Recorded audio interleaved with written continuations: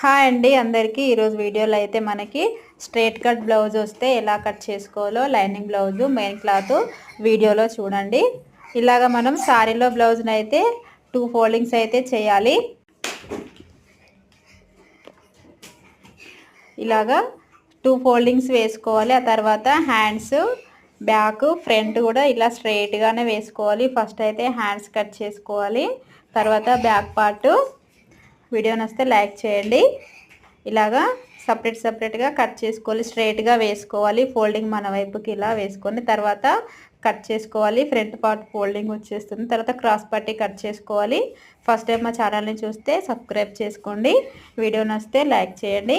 ఇంతే అండి, కట్ చేసుకున్నాం కదా అన్నీ. క్రాస్ పట్టీస్ కూడా ఇలా బ్యాక్ పట్టీకి హెమ్మింగ్ పట్టీ కూడా ఉక్స్ కాజా పట్టీ కూడా కట్ చేసుకోవాలి ఫస్టే. ఇలా కట్ చేయడం వల్ల ఈజీగా ఉంటుంది. వీడియో నచ్చితే లైక్ చేయండి.